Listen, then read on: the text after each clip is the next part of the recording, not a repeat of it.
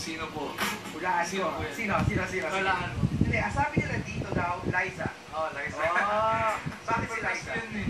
Ha? Super crush ko si Liza. Ganda, no? I think ngayon sa show business, siya ang merong prettiest face. Tama. Diba? And kanina nga sa TV Patrol Weekend, no, ang ni-report ko kanina, hinatid ko sila sa airport, departure nila, no? Meron kasing kumalat na balita na pinapag-audition siya for Spider-Man. Oh, narinig ko nga yun. Oo. Pero kilaro ni Liza na yun daw ay tweet lang ng isang fan. Na kung pwede daw si Liza mag-audition for Mary Jane Watson role. Pwede naman. Pwede naman, di ba? Pwede makipag-sabayan eh, no? Maganda kasi, di ba? Pero ang dami kasi nag-open na doors ngayon kay Liza. May mga, what do you call that? May mga talent scouts, modeling sa ibang bansa na nag-tweet, nag-Facebook, nag-Instagram kay Liza, inviting her to audition, go on, attend the go-see, mga ganyan. Ang problema kasi, ang dami niyang commitments sa Manila. Hindi niya pwedeng basta-basta iwanan ng Dolce Amore. Tapos ngayon, may sinasabi pa, siya daw magda-Darna. Di ba? Bulong-bulungan pa yan.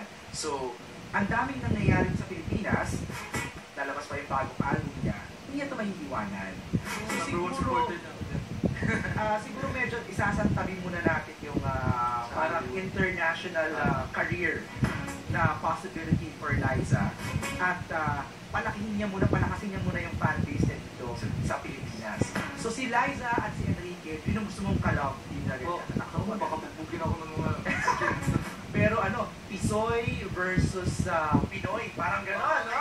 Parang gano'n ang magiging labanan. Tingnan natin yan. Tingnan natin kung magiging maganda yan. Alam mo, nagre-react na yung mga fans, kasi kanina, ma-share ko lang sa iyo, Chard, no? Dahil pinag-uusapan na natin si Liza sa kasi Enrique. Muli ko silang na-interview, hindi ko naman paamin yung dalawa. Ang sabi nila, parang kami na. Ang kulang na lang ay yung approval ng tatay.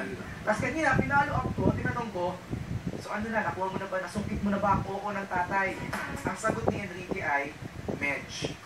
Medj. Ibig sabihin, medyo. Nakita ko sa Twitter kanina yung medj. Nag-trend na yata yung medj eh, no? Parang yun na raw yung bagong yun na raw ang bagong yes, parang ganyan. Pero, Enrique, umayos ka. oy, parang binabagay ko talaga, Nabakura na si Liza. Huwag ka nang pumasok doon, Kaya gusto ko lang ipapot sa kanya na sana maswerte siya. Sobrang swerte niya. Di ba? Swerte mo, Enrique, kung nakikinig ka ngayon. Wow!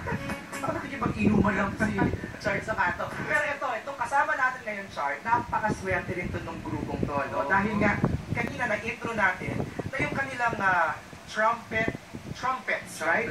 Trumpets